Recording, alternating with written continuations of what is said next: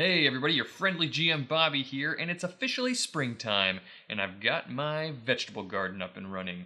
I am on my way to being a fully self-sufficient member of the world. If only I could figure out how to make gummy bears. I wouldn't need the grocery store at all. Haribo gummy bears.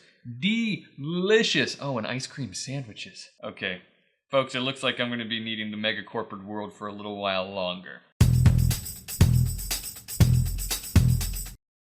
So for the foreseeable future, we're going to be doing this kind of Ask Bobby mixture stuff every other week. The demands of new child in the household are so great that I don't want to get frustrated and fall behind. So we're gonna scale it back, ease it back a little bit to every other week. Before we get started with the questions, I got to make up for something I forgot to do last time. Last time was the first of these segments of the month, and I said at the beginning of the month I was going to announce our new patrons for the month. So, let me go ahead and do that now. Sorry I forgot about it last time. The new patrons are David M. Green, Magnus Bjerregard Knudsen. Wow. Ben, which is nice and short compared to Mr. Magnus. Frederick Lange, Dustin Harris, Eric Langouron. I'm gonna assume that's French, but it's probably like Swedish. I think he might have told me it's like somewhere up there in Norway. I don't know. Handsome Bald Man, which that was really great. I sent Handsome Bald Man some stickers, and it was really fun addressing an envelope to, "This is being sent to a handsome bald man." Justin Fenton, Tucker Wilkin, Sean Pointer, and Relative Dimension. All of you new patrons, thank you so much for your support. It goes a long way to help us do what we do here. Thank you. Thank you very much. And if you're interested in becoming a patron of Complex Action, just go to patreon.com/complexaction. Check out all the cool rewards you can get relevant to this video today. All patrons have their questions get priority on Ask Bobby segments. I go through those questions first. So, on to the questions. Our first question today is from patron Justin Fenton, and Justin asks, "There's been a lot of discussion lately on both the Shadowrun Facebook page as well as the subreddit regarding, what else? Snowflakes. I've already posted my opinion on the matter, but what about your opinion on the matter? Do you feel it's fine to allow meta-sapience or even weirder things? I've been seeing a lot of people making their cases to let their players run dragons.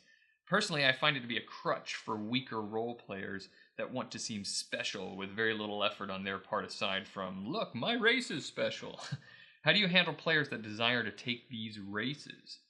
Well, Justin, I actually think it's pretty harsh to call people who want to play these metasapient variants and all these other kind of snowflake-type characters as weaker role players. I know the term snowflake is sort of a slang that implies a weaker role player, but not everybody who's doing this is a snowflake, okay? Some role players might find it very compelling to play some of these interesting things like dragons or centaurs or pixies or something like that. There's no reason to think that just because people want to play those characters that they're weak role players or that they don't belong in your game or in Shadowrun. Now, some of the argument also is made that Shadowrun is a dark cyberpunk setting, and I will get to that because I think that's a better argument to make. Really, honestly, if we're to just have a thought experiment here, a dragon character by itself could really be a strong, interesting canvas on which to paint a very complex and nuanced character. Take Dunkelzahn versus Lofwyr versus other great dragons in the universe of Shadowrun.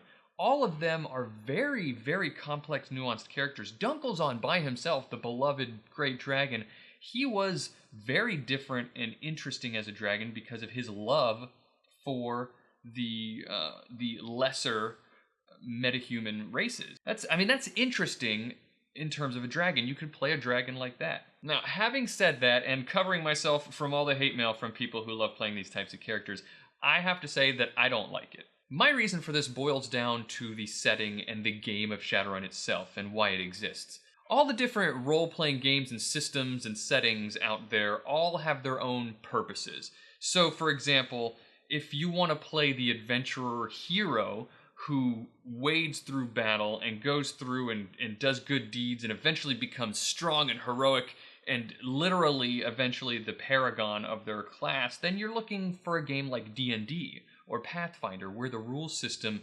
sets in its very existence that's where you're going. That's your path. You're going to become the best of the best. Let's say you want to play a game where backstabbing and player versus player manipulation is key, then you're looking at a game like Paranoia. Well, what about Shadowrun? And keep in mind, this is my opinion and interpretation of Shadowrun and the cyberpunk genre in general. Well, to me, Shadowrun is about the little guy who's trying to get out there in the world and do some good and make a difference against all odds, or at least, if not a difference, to make some nuyen and survive in a world where everything is bearing down on him and he is not special, where you've got mega corporations and giant secret societies and overarching political organizations that are all just trying to keep him down. So to me, by definition, Shadowrun is a game where you can't be that snowflake. You have to be the guy in the shadows, behind the scenes, trying to make a difference as best he knows how. Thanks for the question, Justin. Our next question comes from our friend Jordan Hampton over there on Patreon. Jordan asks, how exactly do sensors work? I've seen a few things here and there, but always lose them whenever I purposely look. So I'm talking about sensors, electronic warfare, passive wall-mounted MAD scanners, the annoying wands pawns use to scan for fake sins, etc. Don't worry, Jordan, you are not alone in being confused about how sensors work. This is one of those rules in Shadowrun that needs a little bit of work and standardization.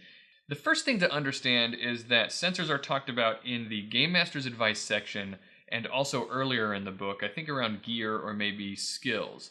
So first things first about how sensors work. You need a sensor, but you also need a housing in which the sensor sits. The sensor does not work by itself. Now, the housing can be all sorts of things. You can buy a housing and place a sensor in it, like an RFID tag or a little box like that wall mounts, or even a car can technically be considered a sensor housing because it houses a sensor array. The point is that the housing acts as sort of a limit for the rating of the sensor that can be placed inside of it. Check out page 446 where there's a table of different sensor housings and it'll tell you what the max sensor rating can be that gets put inside of it. Once you've got a housing and once you've got a sensor or some sensors to put inside of it, you're good. There are different types of sensors, single sensors and sensor arrays. They're what they sound like. Single sensors can sense an individual thing like infrared or ultrasound. A sensor array has multiple sensor functions that is determined by the rating of the sensor. So you've got your sensor and you put it in the housing. The sensor can be used to detect, also record information. If it's recording the information, it can store it either locally on the sensor in the housing itself, or it has the ability to beam it wirelessly to some other storage device. Now for the sensor test, when you're trying to detect something using the sensor. If it's a single sensor, you're going to roll your perception, skill, plus intuition. And the limit on that test is going to be the rating of the sensor. That's where the sensor rating comes into play. So you roll that. If it's an opposed test against somebody who's trying to beat the sensor, then that target is going to roll their infiltration plus agility with their physical limit being the limit. The difference between a single sensor and a sensor array, aside from the fact that it can detect multiple things, is that the sensor array does not use your perception skill. It uses your electronic warfare plus intuition. Now, some people find this confusing. Why would you use electronic warfare rather than your perception? My interpretation of this is that your electronic warfare skill determines how good you are at taking multiple streams of data from multiple sensors and having that all kind of work together and make sense of it. I hope that answers your question, Jordan. I know you had some other questions about sensors, and maybe I'll tackle those in a future video. Last question is from YouTube user Mathisius, and I think I've pronounced that right. This person has told me twice how to pronounce it, and I still can't get it. But question is, any interest in other role-playing systems? If yes, which? Elaborate. I love this question, and I couldn't wait to answer it, because we don't have to always talk about Shadowrun. You guys want to ask me about other games that I might know about? Go for it. You want to ask me anything. Ask me about what my favorite color is, what I like to eat. Ask me anything you want. I'm happy to answer your Shadowrun questions, but I'm happy to answer any kind of questions. Let's be friends. There is one other game that I love almost as much as Shadowrun. It is called Paranoia. Have you ever played Paranoia? I love this game. It's a game where you live inside an isolated sort of arcology type building called Alpha Complex. Alpha Complex is run by the computer, who controls every aspect and is constantly watching you. The computer is trying to create the perfect, peaceful, happy society because happiness is mandatory. You are a citizen of Alpha Complex, and every citizen in Alpha Complex is assigned a rank according to the different colors of the electromagnetic spectrum. And you've just been made a troubleshooter. What's a troubleshooter?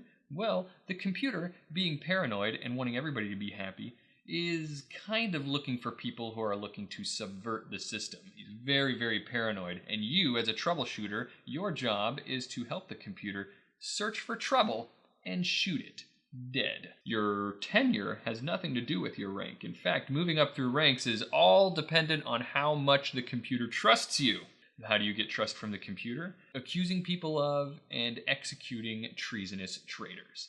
So, why is this game so great? Because everybody who plays Paranoia is a traitor. Why? Because you're also a mutant, which happens to be traitorous.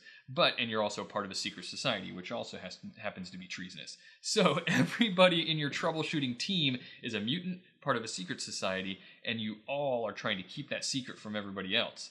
And so the easiest, simplest way for you as a player to move up in rank is just, instead of trying to accomplish the mission that the computer has given you, just try to frame your buddies over here and get them to be accused of treason and execute them. It's so fun. It's so great as a player and as a GM. The GMs are encouraged to throw the rules out the window if they don't suit them, and they just make things up. And it's so fun. It emphasizes role play so much, and it's so loose and lax, and you can just have a great time playing this game. Anybody who wants to play and have a really good time with your friends, check out Paranoia. It's super fun. Well, that's all we've got for today's show. I hope you guys had a good time. I had a wonderful time as usual answering your questions. I missed you guys last week, and I'm terribly sad that I'm only going to be doing it every other week. But once things settle down, maybe I'll get back in the groove of answering questions and we can go back to a weekly schedule. Remember, all of this here on Complex Action, this show and every other show we do is made possible by the generous contributions of our patrons over at patreon.com. Head on over to patreon.com/complexaction. Consider becoming a patron if you like what you see here. If not, no big deal. This will still come at you free and you can get it no matter what. I love you guys. I'm going to keep doing this for as long as I've got the energy and the coffee. Bye-bye.